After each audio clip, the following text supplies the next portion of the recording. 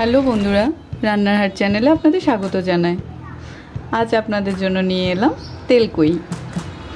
কই মাছ তো অনেকভাবে রান্না করে খেয়েছেন, এভাবে একবার রান্না করে খেয়ে দেখবেন। চলুন দেখে আসি। প্রথমে আমরা কই মাছগুলোকে ভালো করে একটু ধুয়ে একটু লবণ, সামান্য হলুদ আর সরিষার তেল দিয়ে ভালো করে মাখিয়ে নিব। আর আমি এখানে বড় সাইজের 5টা কই মাছ নিয়েছি। কই মাছগুলোর গায়ে হালকা করে একটু কেটে কেটে দিয়েছি, যাতে একটু মশলা তেল একটু ভিতরে যায়।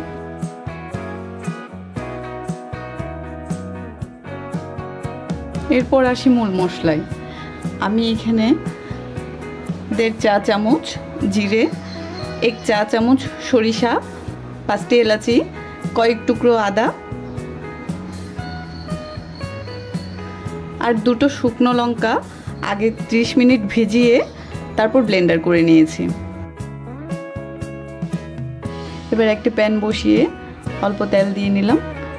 আমি এখানে সরিষার তেল দিয়েছি। এরপর একে একে মাছগুলো দিয়ে ভালো করে এপিট ওপিট করে ভেজে নেব। মাছগুলোকে কড়া ভাজার প্রয়োজন নেই, হালকা একটু ভাজলে হবে।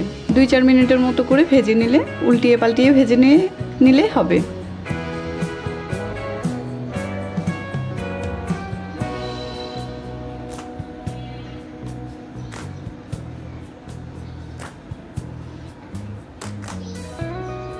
এই তো একে একে সবকটা মাছ ভাজা হয়ে গেছে।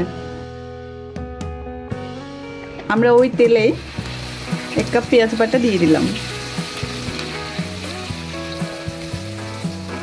এরপর 4-5টা কাঁচা লঙ্কা কেটে দিয়ে দিলাম।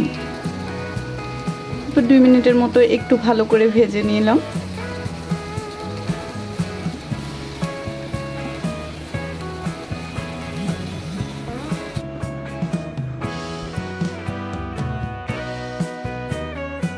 এরপর একে একে হলুদের গুঁড়ো, ধনিয়ার গুঁড়ো আর কাশ্মীরি লঙ্কার গুঁড়ো দিয়েছি। আমি এখানে কাশ্মীরি লঙ্কার গুঁড়োটা ইউজ করেছি, আপনারা চাইলে আপনাদের ঘরে থাকা মরিচের গুঁড়োটাও ইউজ করতে পারেন। এরপর স্বাদ মতো লবণ দিয়েছি। এরপর আবার 2 থেকে 3 মিনিট ভালো করে একটু কষিয়ে নিব। মশলা থেকে তেল ছেড়ে দিলেই এরপর আগে থেকে যে মশলাটা আমি পেস্ট করে রেখেছি ওটা দিয়ে দিব।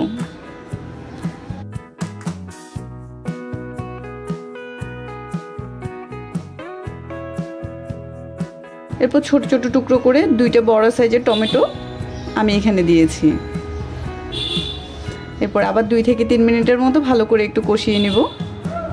কষা হয়ে এলেই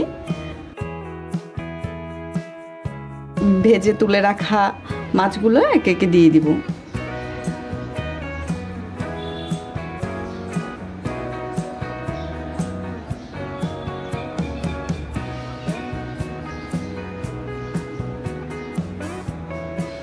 মাছগুলো এখানে 4 থেকে 5 মিনিটের মতো আমি আবার ঢাকনা দিয়ে রান্না করব।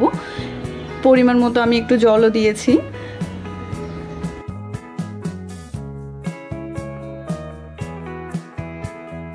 এরপর টেস্টটাকে ব্যালেন্স করার জন্য 1 চা চামচ চিনি দিয়েছি।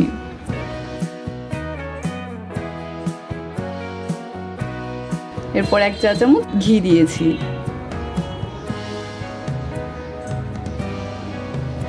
এরপর ঢাকা দিয়ে আমি আবার 5 মিনিটের মতো রান্না করব।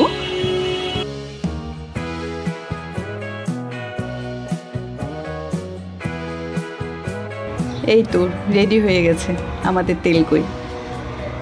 আপনারা এভাবে একবার আপনাদের বাড়িতে রান্না করে দেখবেন, আর খেতে কেমন হয়েছে আমায় অবশ্যই কমেন্ট করে জানাবেন।